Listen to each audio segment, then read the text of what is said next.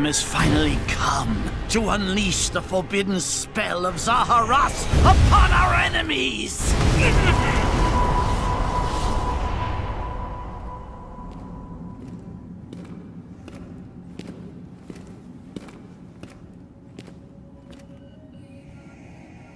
What were you thinking, charging right into an enemy's trap?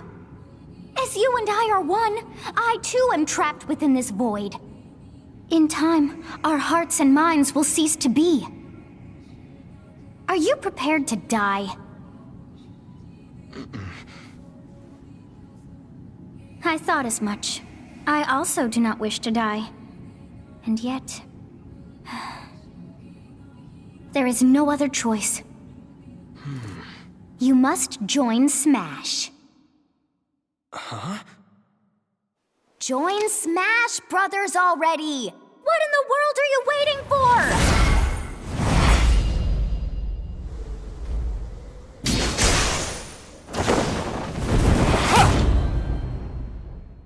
So joining Smash consumes even the darkness itself!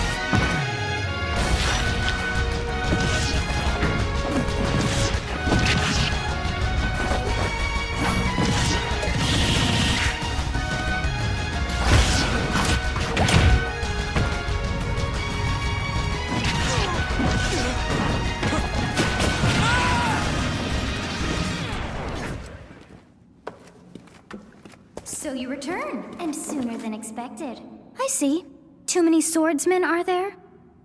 And you wield the sword as well? What will you do? Huh. So that is how you plan to win the day? So be it. I reward your cleverness this time.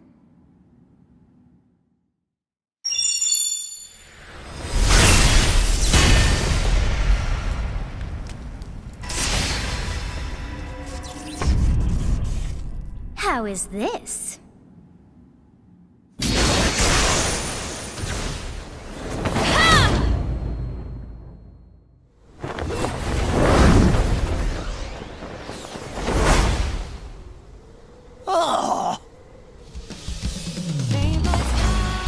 Of anyone, you should be able to handle the hero's relics.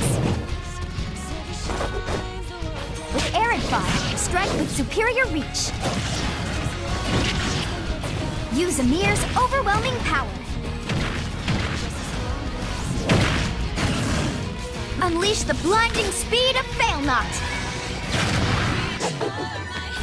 Along with the Sword of the Creator, each weapon matches a direction.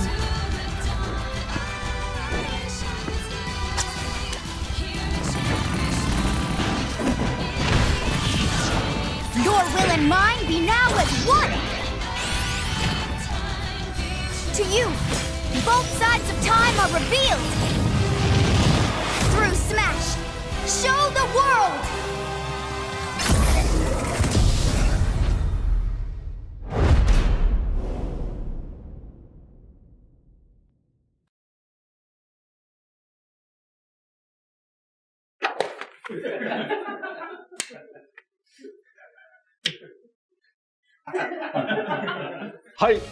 Yes, there you have it. Byleth from Fire Emblem Three Houses is joining the battle. Fire Emblem Three Houses was released just last summer, so it's still very new. Even so, you'll soon be able to play as them in Super Smash Bros. Ultimate. This release is planned for January 28th. You'll have instant access if you have the Super Smash Bros. Ultimate Fighters Pass, and it will also be available for purchase individually. In case you're not familiar with Fire Emblem or Three Houses, I'll explain a few things, so don't worry. First off, what is Fire Emblem? It's really hard to pronounce in Japanese. The producer said it's okay if I just say Fire Emblem. But when writing it, if you don't write Fire Emblem, the Fire Emblem police will come and get you, so please be careful. The series' first entry launched in Japan on the Famicom in 1990. You could say it was a pioneer in the genre of tactical role-playing games. You might be wondering what makes it particularly tactical. Well, it's tactical in that it simulates combat. You can think of it as moving pieces in a board game, or in other words, a game in which you advance units across a grid and battle. When we talk about tactical games of that era, there were lots of ones in which you command tanks, aircrafts, and so on. But Fire Emblem was unique because each unit was a specific character, sort of like in role-playing games. Plus, something made it stand out from other Nintendo products. Characters could permanently die. That's pretty direct language though, so perhaps we should just say they're sleeping with the fishes. But really, if a character fell in battle, you'd lose that unit. They'd be gone and you couldn't use them again. Recent entries in the series maintain this concept of permadeath to some degree in classic mode and what have you. But a lot of games now allow strategic withdrawals, so to speak. In the older games, your units would really be gone, never to be mentioned again. Scary. The game's stories are told like chronicles of war, with increasingly distinct characters and engrossing scenarios. Several characters also appear in the Super Smash Bros. Series, and 6 of the 7 can use a counterattack. It's their down special. There's actually a reason for this. When I was considering how to incorporate Fire Emblem fighters into Super Smash Bros. Melee, I thought it might be interesting to reflect the turn-based nature of the original game. First comes your opponent's turn. They attack and you counter. Next comes your turn. And now, Fire Emblem Three Houses is the 17th game in the series. People who aren't Japanese in particular might be thinking, 17 games? There are that many? Well, if you include Fire Emblem Heroes in the remakes, but you don't include the Satellaview game, Tokyo Mirage Sessions Sharp FE, and Fire Emblem Warriors, then it comes out to 17 games. Let's try saying them in the Fire Emblem Can You Say It challenge. I'll give it a try. 暗黒竜と光の剣、外伝紋章の謎、聖戦の系譜、トラキア776、封印の剣、烈火の剣、聖魔の功績、双縁の奇跡、暁の女神、新暗黒竜新紋章、覚醒イフヒーローズエコーズ風化雪月。There you go, 17. 今変な数え方してます。So you saw how I was counting in a weird way, right? I was counting in binary. This is 0. Fold this here and you get 1, and then you get 2, then 2 plus 1 equals 3. So this would be 4, 5, 6, 7, and 8. And then you get 16. Add 1 and you get 17. Awesome, isn't it? You can actually count up to 31 on one hand. And if you use both hands, you can count all the way up to 1023. If you've given up counting the knots in a tatami mat, you could always give it a go. What is Fire Emblem Three Houses? In Japanese, the male version of the main character is called Bereto and the female version is called Beresu, but in English they share the same name, Byleth. Byleth becomes a professor who ends up leading one of 3 academic houses. Once you've chosen a house, you guide them through their school life and, well, you end up fighting the other houses. After a certain incident, 5 years pass, and you meet up with your grown-up students to battle against the other houses in their regions. It's a very sad game in which your former allies become enemies, turn hostile, and try to kill you. To understand the concept of Fire Emblem Three Houses, I played an early version of the game before its release. I've done the same thing before, with The Legend of Zelda Breath of the Wild, for example. Because I couldn't wait until launch to experience it, or we'd have never made it in time.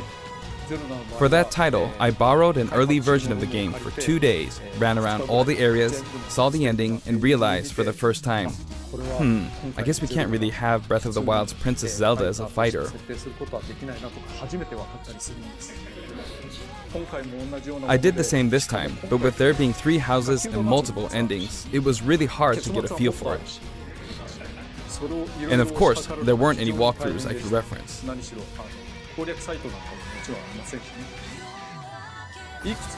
The game has multiple routes and the outcome of each is very different. Your experience will vary depending on the route you choose, and many of the characters you meet will adopt different roles in the story. I'll try to avoid spoilers when I'm talking about the fighter. I hope you'll understand. Before my demonstration, I should point out that when I did the Terry Bogard showcase video, I mentioned that it was recorded a month in advance. But this time, we have to account for the holidays and such, so we're filming 2 months in advance of this video's release. Right now, it's actually November. Therefore, some of what I'm about to show you might differ a bit from the finished version. As always, I'm using a special in-game camera and such for demonstration purposes. Here I go.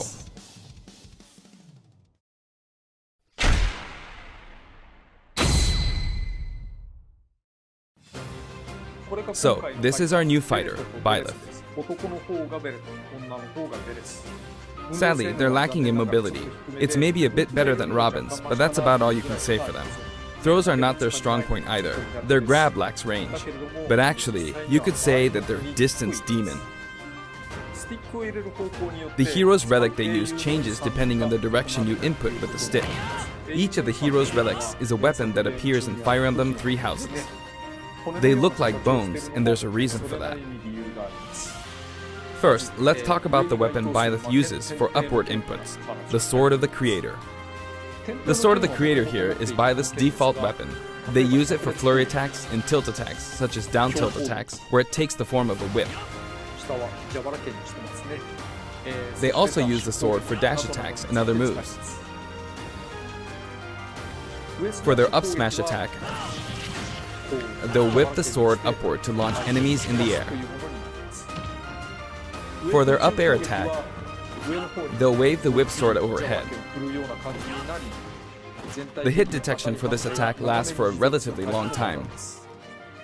The up special move is really something. The sword extends like this, allowing you to do things like this. It was pretty terrifying how I knocked him into the air with that attack. And in addition, you can do awful things like this. That said, you'll launch opponents upward until their damage reaches a certain percentage.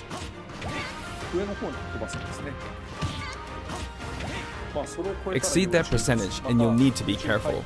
You may find it helpful to mid-air dodge. I've already shown this, but you can also use it to latch onto edges. So that's the up special. Now for the sideways inputs.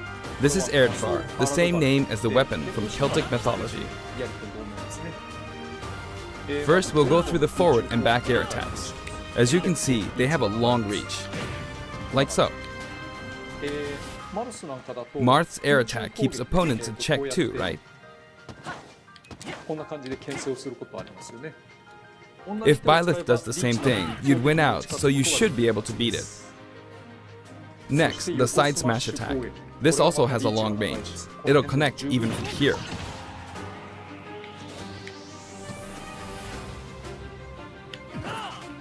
Also, if you add an upward tilt, it will be stronger. And if you've knocked an opponent down, the side attack won't hit unless you add a downward tilt to aim for them. By the way, the tip of the lance is more powerful. The shaft part is weaker, so it's not suited to close combat. It won't deal much damage, and it won't launch opponents far. That's why, as a rule, you want to hit with the blade part aimed upward, or downward in this case. Next, the side special move. Byleth will simply swing the lance like this, but again, it has excellent reach. For example, even when your opponent is at this distance, it'll still hit.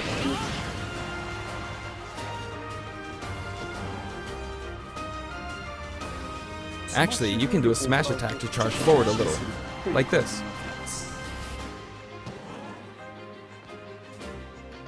But as you'd expect, it can be easily shielded, so be careful.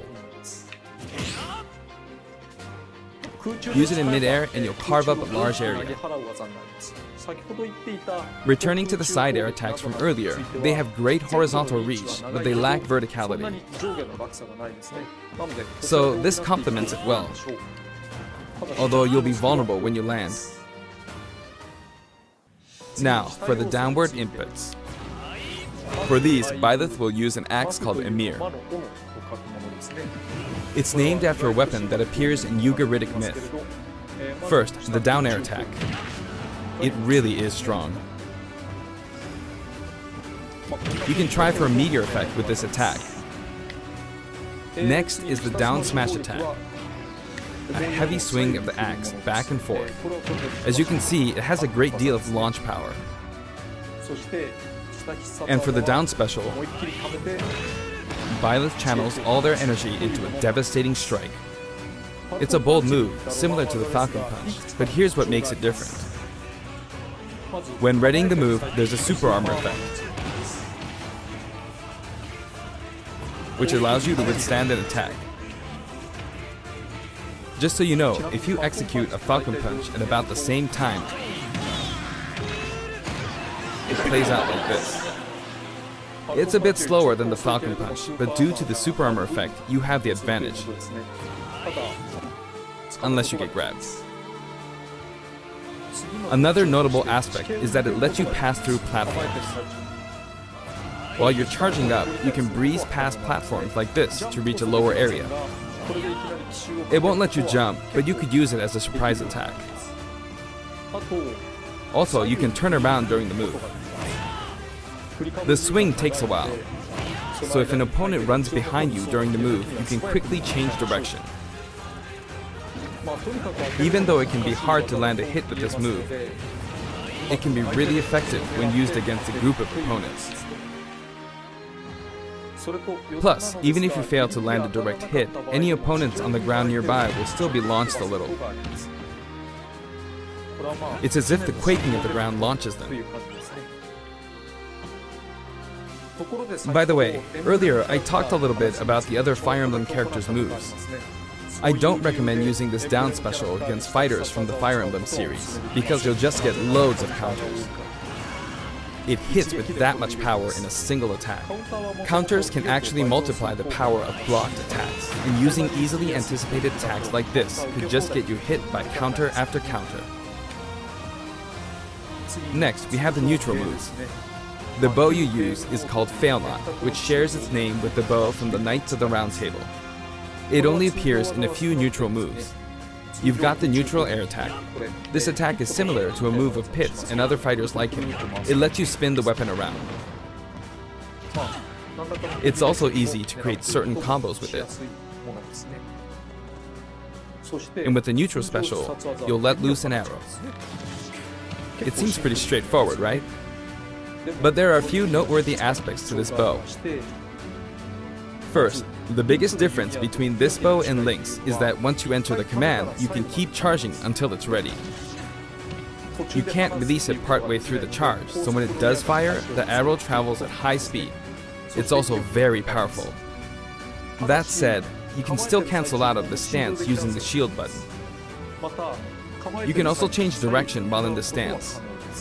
It works up until this point, but if you keep holding the button, you'll unleash a powerful arrow that looks like a beam of light. You can perform this move by keeping the button held down. You charge up power like so, charge a bit more, and then fire. But again, you'll need to take care when using this move. For one, when you've powered up the move to its max, there's no way to cancel out of it, not even with the shield button. In other words, you're committed to firing it. So you see, a situation like this is pretty terrible. Once you've entered the stance, you won't be able to do anything. which means it's quite the risky attack to use against fighters who have a move with a reflector effect. But you could always just aim into the fray, as it is, after all, a long-range move, letting you deal a sudden blow to opponents. So you need to think carefully when using this projectile weapon. Byleth's final smash is called Progenitor God Ruptured Heaven. In the original game, there's a move called Ruptured Heaven. This is an enhanced version.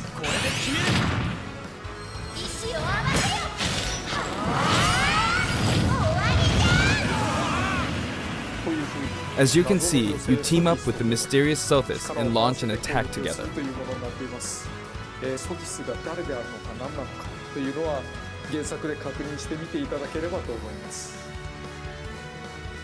Now, let's talk about the color variations. It's set up so that the default and odd-numbered color variations are male, while the even-numbered ones are female. However, the third, fourth, and fifth colors are, as you can see, reminiscent of the house leaders. Those of you who played the original game will of course understand what I'm referring to. The sixth color is based on Sothis, who you just saw earlier. And the seventh and eighth variations have a different hair color, which is based on something that occurs in the course of the original game's story.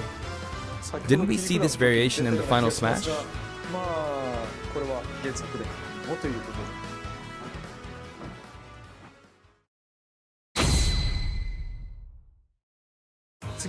Next, I'll introduce the stage.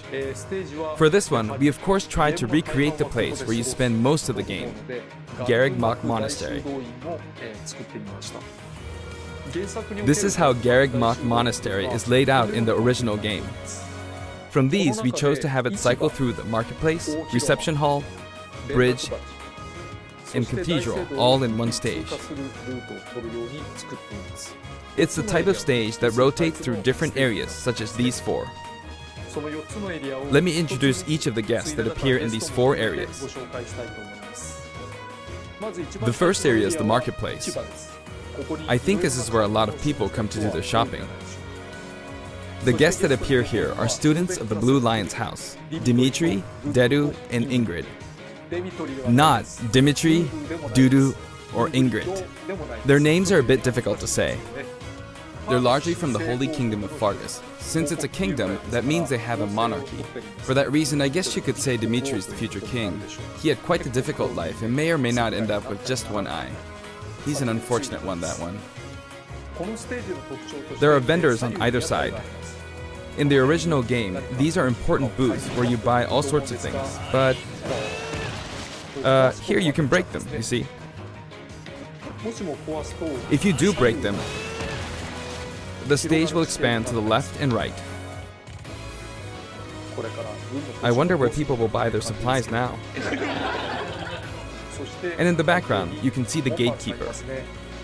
You often pass through this area in Fire Emblem 3 houses, and you end up talking to him a lot. Moving through these areas is possible thanks to this mysterious platform. Just when it seems like you've come to a stop, you'll come crashing back down.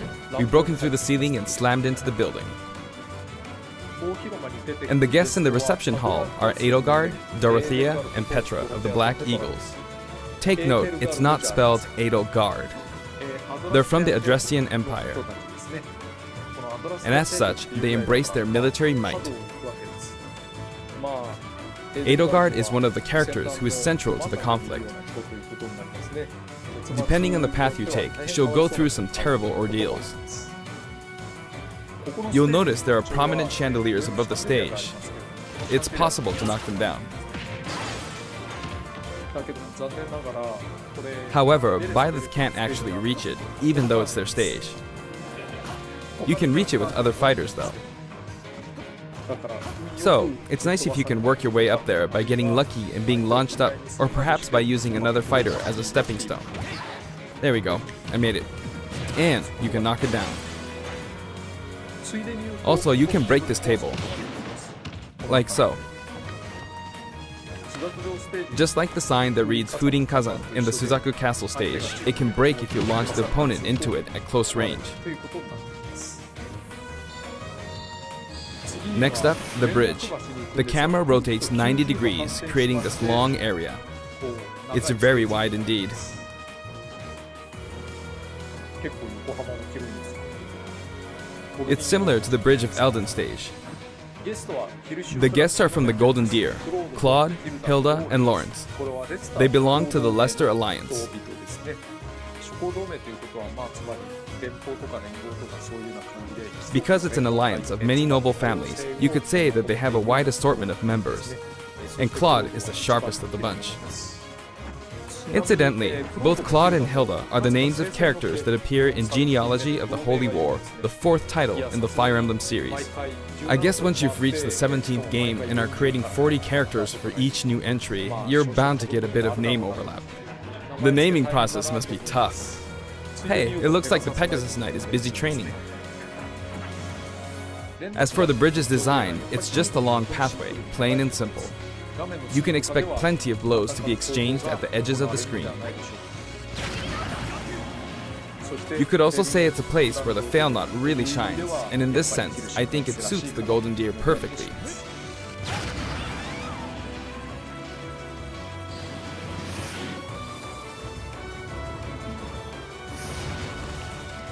The last area is the cathedral, only with some platforms you can pass through. The guests appearing in the cathedral are Sedith, Flayn, and Rhea. There's Sedith, who appears to have an extremely strong bond with his sister, Flayn. She seems to be under the protection of him and Rhea, who you can see fighting during the opening of Fire Emblem Three Houses. All three have character quirks related to their true identities. I feel that Flayn might be saying shush at this point, so I'll leave it at that. This is a simple area of the stage. All it has are these platforms. Being the last area, it may be a place where some intense battles will be waged. It'll cycle through each location in about 2.5 minutes.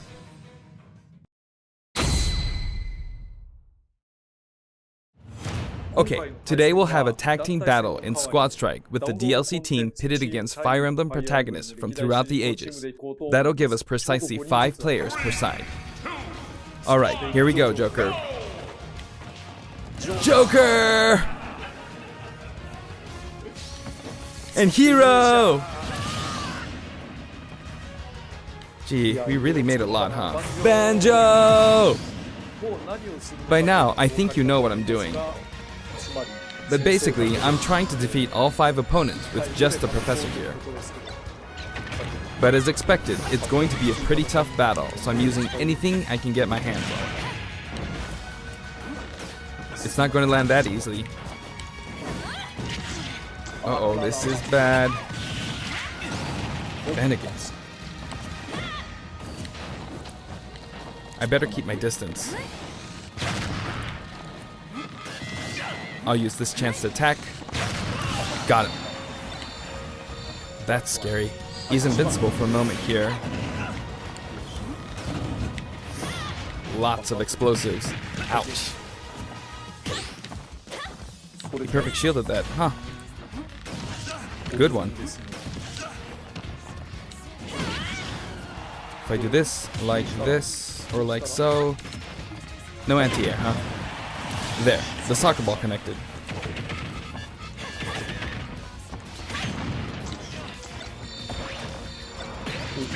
Good, there's Mom. You're in a good spot, Mom. Ah, I shouldn't have taken that. Gardevoir. Well, I guess no one uses projectiles. At this point, it doesn't matter if Gardevoir's there or not.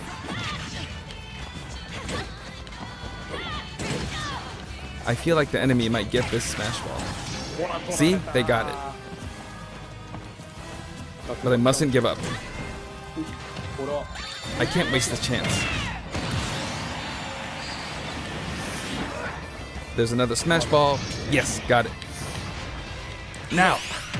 What are you charging up for?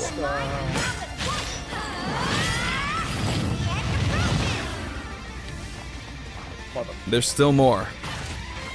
Whack! Go on, you can take the hammer, but it's mine. Although I'm scared I might get hit with a counter in this state. I hit him! I was trying to fight using Byleth's abilities alone, but what matters is that I won. Good game.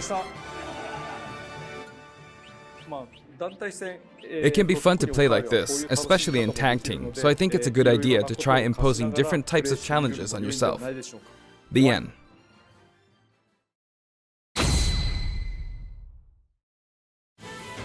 Now, about the additional music. Since it's from the Fire Emblem series, we'll be adding each of the new tracks to all the Fire Emblem stages. There are already a lot of Fire Emblem tracks in the game. Our selection this time has been made taking those existing tracks into consideration. 11 songs are being added. This includes an arrangement of the main theme in both Japanese and English.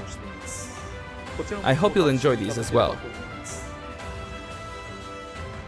We're also adding in a new spirit board. It includes the house leaders among some of the other popular characters.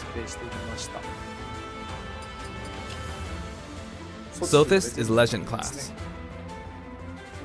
Also, there's a new Classic Mode route, a Heroic Legacy, which is designed to let you enjoy classic Fire Emblem stages from throughout the series' history. The final battle is against Master Hand and Crazy Hand, but you'll find that something pretty amusing happens, so look forward to that. Now for the Mii Fighter costumes. Please take a look.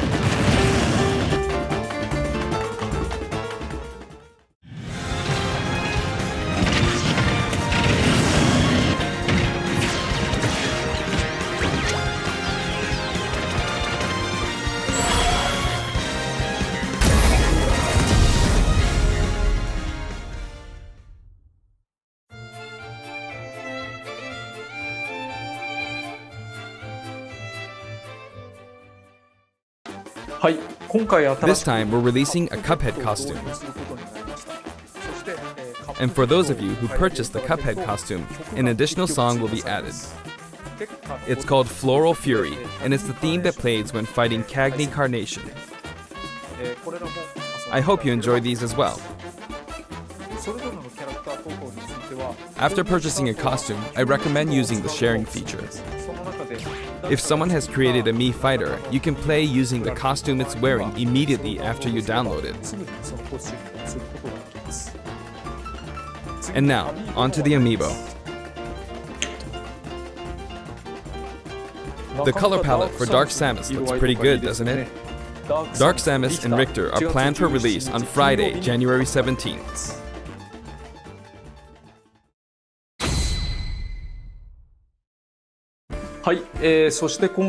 And now, with the addition of Byleth, the Fighter's Pass is finally complete. The lineup was Joker, Hero, Banjo and Kazooie, Terry Bogard, and Byleth. From more than 70 fighters, only 5 have been added. But I must say, this game has always been an exceptional experience. And since the roster was already so large to begin with, right from the start, we intended to make the most out of the new gameplay mechanics and so on. There really were a lot of new mechanics, weren't there? When we add a new fighter, we don't simply make their attacks or their movements a little different. Instead, we try to offer you a whole new style of play.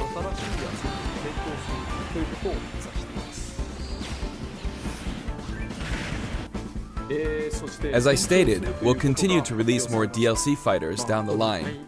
I had thought that 1 or 2 might suffice, but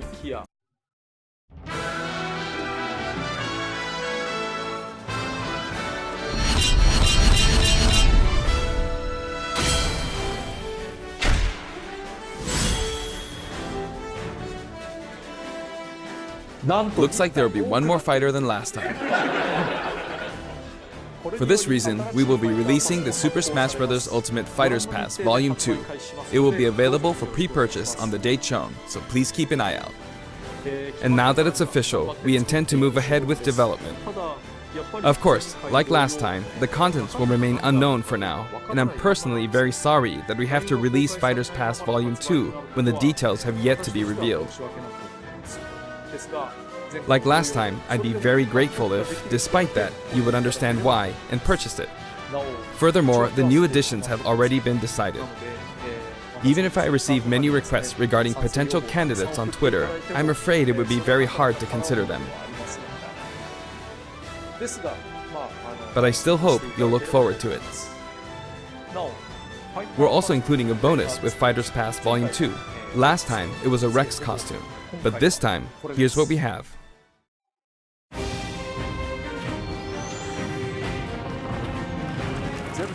It's a Mii Fighter costume for Mii Sword Fighter, the ancient soldier gear from The Legend of Zelda Breath of the Wild. This will not be for sale individually, so it can only be acquired as part of Fighters Pass Volume 2.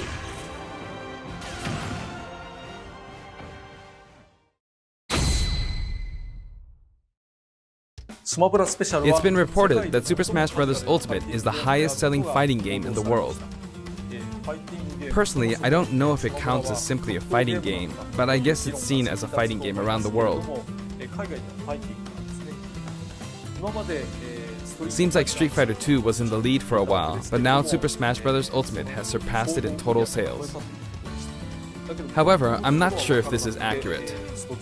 There were 5 versions of Street Fighter 2, or 6 to 7 if we really want to get into the weeds. Plus, there's the arcade versions and the 25 ports to other systems, so I don't know if that's been accounted for. Also, I don't know if that really qualifies as one game.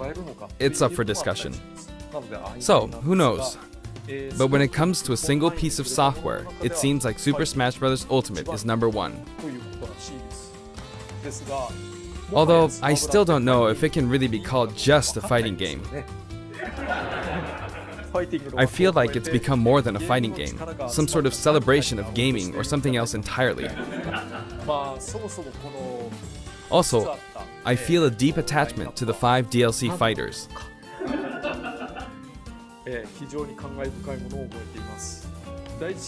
The first Fighters Pass just wrapped up, but it was decided that there will be more DLC, which means no breaks for me. I plan to keep working hard, so I hope you can continue to support us. That's it. Thank you.